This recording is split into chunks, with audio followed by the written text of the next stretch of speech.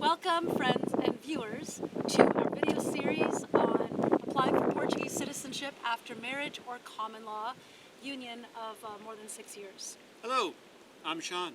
And I'm Cecilia once again, and welcome to part 2, which is the checklist, the application checklist. Those that have been following since the introduction, I promised that we would do our checklist next, but we possibly were going to be in Portugal before we had a chance to air it, and We decided to do it in Portugal. we're here.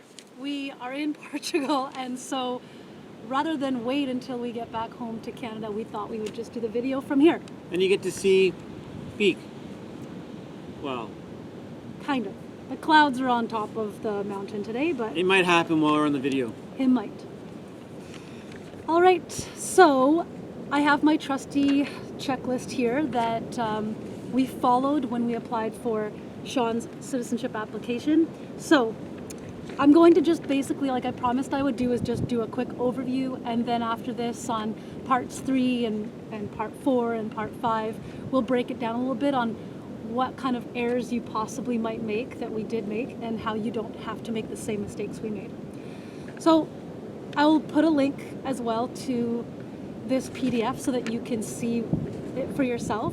But just to quickly go over it, for those of you that don't, that just want to hear step by step what we have done. The first one is that you have to be married for, Or common law. For at least 3 years is the first part of this checklist. If you're able to provide documentary proof of your connection to the Portuguese community. For those of you like us that already were married for more than 6 years, or common law for 6 years or more, we skipped that part, so we don't have to have any documents providing or proving connection to the Portuguese community. So it says here, married or common law for 6 years plus, then the documents proving connection to the Portuguese community are waived. So all you have to do is just have your proof of your marriage for at least the 6 years.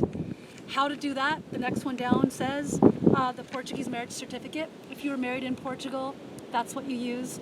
We were not married in Portugal, we were married in Canada. So we had to register our marriage with the Portuguese consulate. And that's simply just bring in your marriage certificate to the consulate. And they registered our marriage there with the Portuguese government so that it was legal in Portugal, I guess. Too much detail. The next one. Criminal record for every country that the applicant has lived in since 16 years of age, with fingerprints.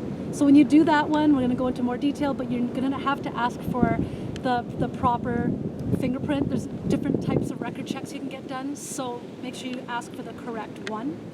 You have to also have the applicant, which would be Sean's registration of live birth. He was born in Ontario, so that's where we had to apply for that document. And then the Portuguese spouse's Portuguese ID, which was my citizenship card. I provided a copy of that. And my birth certificate, which was already registered. I had to provide proof that I had registered my birth certificate with them. Next, copy of the applicant's passport. So that's Sean's passport, his Canadian passport. We submitted a copy of that. And it gets authenticated by the government, the consulate, I should say.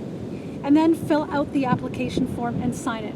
So we're also going to put a link to the application form itself. So look for that as well.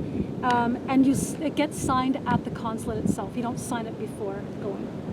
And then finally, there's a payment of 250 euros that we can tell you how to go ahead and pay that fee. We kind of had our application kicked back to us because we paid it incorrectly, so we'll explain to you how to do that so you don't have the same problem that we did. Yep. And that's about it. That is the checklist. It is. And then, like Cecilia said, we'll go over it in more detail in the following videos. So, where are we? From Pico Island. Talk to you later. Bye. Bye.